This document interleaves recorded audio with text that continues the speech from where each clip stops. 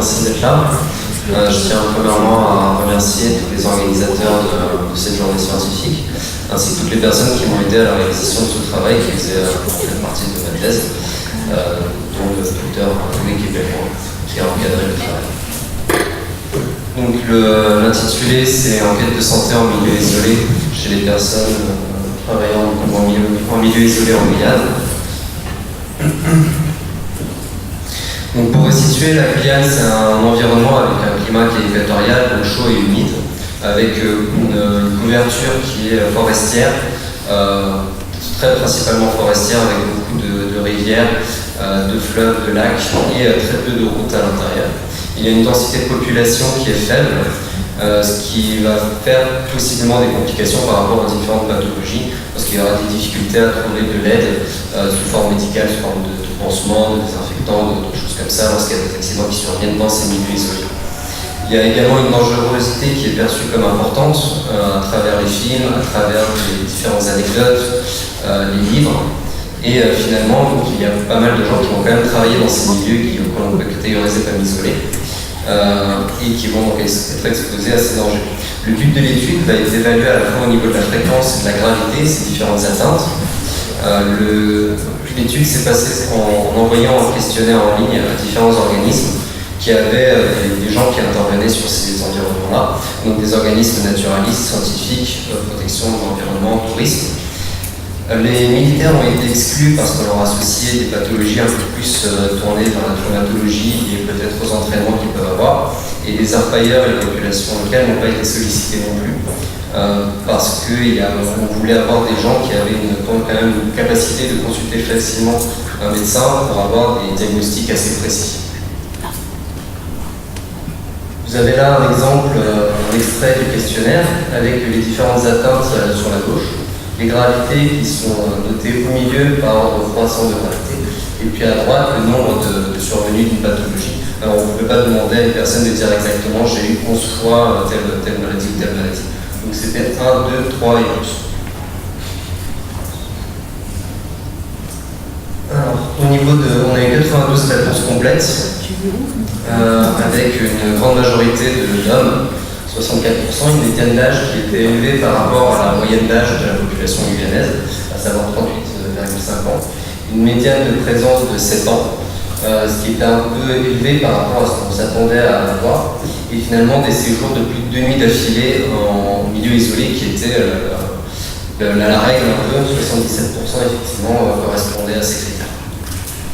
Au niveau des milieux fréquentés, on peut retrouver la forêt, les lacs et fleuves, qui correspond bien à la géographie guyanaise. Au niveau des activités effectuées, on peut voir qu'il y a surtout de l'étude et de l'échantillonnage, ce qui correspond plus à une activité de naturaliste et du scientifique. Et finalement, j'attirerai votre attention sur les alimentations. On voit qu'il y a surtout beaucoup de gens qui vont boire de l'eau de rivière, moins qui vont consommer des végétaux ou survivre, enfin de manger de chèvres et de pêche. Alors on rentre un peu dans le détail de l'étude. Là c'est une vision un peu globale au niveau des différentes catégories d'atteintes. On peut voir sur la droite le nombre d'individus qui sont concernés à chaque fois sur 92. Et on peut voir que les atteintes cutanées et les agressions par la faune sont prédominantes. Avec en rouge les hospitalisations, en vert les médications, soit automédication, soit médication sur prescription. En bleu les repos et en jaune pas de conséquences retenues par rapport à l'atteinte. Alors parmi les atteintes cutanées, il y en a beaucoup qui sont des ectoparasitoses, des atteintes par pudalgotique, vers macaque ou autres atteintes chroniques. Et au niveau des agressions par la faune, on a une prédominance d'atteintes par insectes. Si on enlève la part d'insectes, on retrouve qu'il n'y a plus que 45 personnes qui ont été concernées par des agressions par la faune. Plus en détail pour les atteintes cutanées, on peut voir que les atteintes préoccupantes sont surtout la leishmaniose, les atteintes bactériennes et les mycoses, ce sont les éléments qui sont entourés par des rectangles rouges. Ensuite, les parasitoses, ça nécessite beaucoup de médication, mais il y a peu d'hospitalisation derrière. Et finalement, toutes les autres atteintes, elles sont très fréquentes, mais rarement graves. Au niveau des agressions par la faune, on peut voir qu'il y a beaucoup d'atteintes par serpent. Un quart des gens qui ont répondu au questionnaire, dont beaucoup qui n'ont pas eu de conséquences. Cette répartition est non linéaire, c'est-à-dire qu'il va y avoir beaucoup de gens qui vont être atteints beaucoup de fois et très rapidement par rapport à d'autres qui vont rester longtemps, qui ne vont pas être atteints au final. Pourquoi? Parce qu'on peut imaginer en fait une population qui va essayer de manipuler les serpents, qui va s'en approcher, qui va essayer de les observer et qui va être atteinte de manière plus fréquente. Ça peut expliquer également le nombre de personnes qui ont déclaré pas de conséquences parce qu'ils ont identifié l'espèce avant, ils sont allés l'approcher et puis ils savent que s'ils se font atteindre, c'est pas si grave, donc ils ne vont pas consulter aux urgences.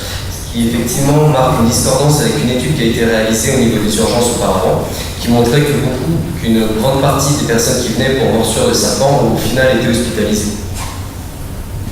Les immunotères, il y a eu beaucoup d'atteintes, mais peu de conséquences. Les chauves-souris, un quart d'atteint à peu près également, avec beaucoup de médications. On peut imaginer le vaccin derrière contre la rage. Et une répartition encore une fois non linéaire. Alors je sais qu'il y avait un groupe de chiroptérologues, ceux qui s'occupent des chauves-souris, qui a répondu au questionnaire, et qui donc peuvent faire la catégorie de population qui va se faire atteindre très rapidement et beaucoup de fois.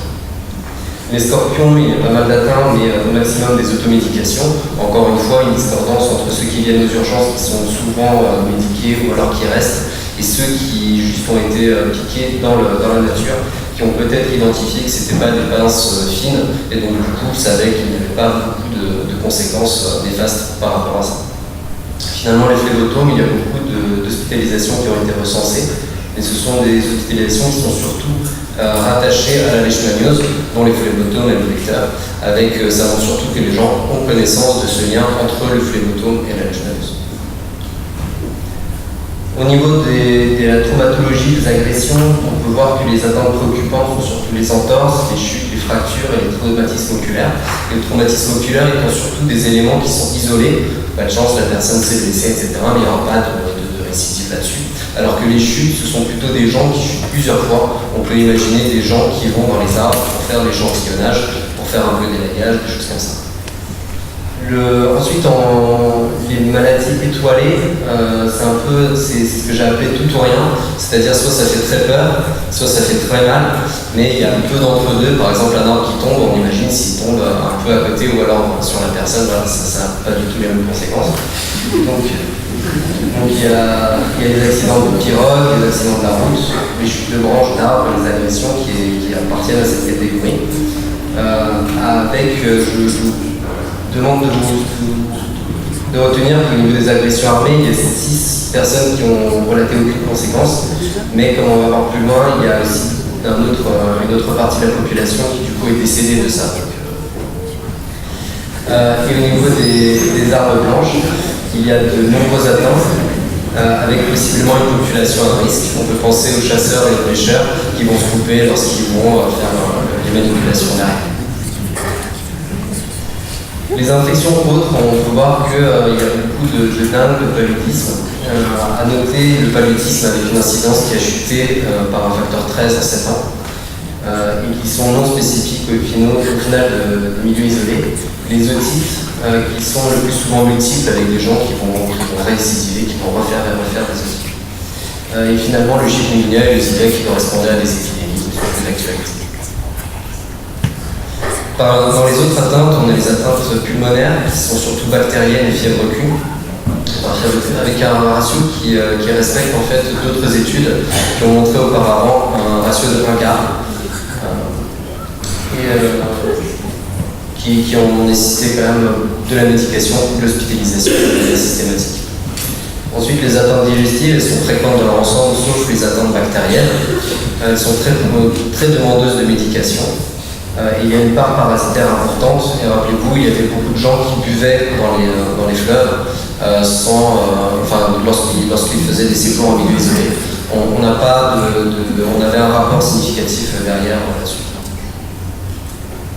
Au niveau des hospitalisations, alors déjà le rectangle blanc, pour vous préciser en haut, c'est les phlébotomes. Comme je vous disais, il y a beaucoup de gens qui ont dit qu'ils ont été hospitalisés suite à des atteintes par phlébotome, mais en fait c'est des choses qui rentrent dans la case de la leishmaniose. C'était les mêmes individus qui avaient indiqué qu'ils étaient atteints par phlébotome et la leishmaniose. Donc on a parmi les hospitalisations surtout des causes infectieuses, avec 57% des personnes hospitalisées qui l'ont été pour des causes infectieuses, dont 36% pour des causes infectieuses tropicales, donc à savoir leptospirose, fièvre Q et d'autres pathologies de ce genre. Ensuite, il y a les traumatisés, avec 23% d'hospitalisation des traumatismes. Enfin, des gens qui ont été hospitalisés, qui l'ont été pour des raisons traumatiques. Et 9% pour atteinte phonistique. Au niveau des décès signalés, donc comme je le disais tout à l'heure, il y a 4 décès par meurtre, avec précisé meurtre dans le questionnaire. Un accident de chasse, 4 décès par cause liée à l'eau, donc un accident de pirogue et 3 sur noyade. Et ensuite, il y avait des chutes d'arbres, chutes de branches, chutes, et puis serpents et autres choses, dont une part non détaillée. Ça, c'est pour vous montrer, c'est ce que je vous parlais des atteintes linéaires et non linéaires. Donc, on a ordonné le temps passé en Guyane et en abscisse le nombre d'atteintes que la personne a eues. On peut voir qu'il y a 2 tableaux qui se distinguent. Soit c'est une atteinte, plus on reste longtemps en Guyane et plus on a d'atteintes, plus on a de risques d'attraper certaines maladies comme la dengue, le paludisme, le rat migrant, scorpion. Et ensuite, il y a également un autre profil qui est une répartition non linéaire avec une population, comme je le disais, à risque. On peut imaginer des éléments externes qui viennent influencer, qui vont faire en sorte que la personne va être atteinte beaucoup plus rapidement et beaucoup plus souvent que les autres. Je parlais par exemple des serpents, des chiroptères, donc des personnes qui viennent manipuler, qui vont se faire atteindre par ces pathologies. Alors, au niveau de la recherche de facteurs favorisants et protecteurs, j'attirerai juste votre attention sur la leishmaniose, où on retrouve des gens qui sont atteints plus facilement par la leishmaniose lorsqu'ils se font des séjours réguliers en forêt profonde et des séjours prolongés de plus de 6 nuits. Ça, c'était des tableaux pour un peu recenser autour de certaines pathologies tous les éléments protecteurs et favorisants qui sont présents. On retiendra juste que les travaux mécaniques, visiblement, c'est pas très bon pour la santé. Et finalement, donc, au niveau de la lutte vectorielle par anti-moustique, on voit qu'il y a un impact sur beaucoup d'insectes, avec, ce qui n'est pas très étonnant, mais on a beaucoup d'insectes, par exemple le thon, les fourmis, qui également n'aiment pas beaucoup les anti-moustiques. Il part diminuer les dermatoses bactériennes, comme on a vu ça, parce qu'il y avait quand même ces pourvoyeurs d'hospitalisation derrière, d'antibiotiques au moins, de médication au moins. On imagine qu'il y a moins de pentes d'entrée infectieuses, il y a moins de lésions de grattage, et derrière moins d'infections qui sont provoquées. On verra aussi la chimie opticante. Alors on peut se poser la question de ce qu'elle vient faire là. Et en fait, je pense que ça vient juste montrer les limites de l'étude, parce qu'on avait 92 participants pour une 60aine de pathologies évoquées et une vingtaine de facteurs de risque. Donc au bout d'un moment, on va retrouver des liens qui ne veulent rien dire au fond, qui sont juste des aberrations, parce qu'on a fait beaucoup de calculs statistiques sur beaucoup d'éléments. Donc c'est une vision un peu d'ensemble. Ce qu'il faudrait retenir, c'est que les atteintes fréquentes sont les atteintes cutanées, dont les ectoparasitoses et les atteintes par insectes, et que les atteintes qui sont graves sont surtout infectieuses, dont tropicales, et les post-traumatiques. On retient quand même 5 décès sur activité humaine, dont 4 meurtres et 4 sur activité liée à l'eau. Voilà. Je vous remercie de votre attention.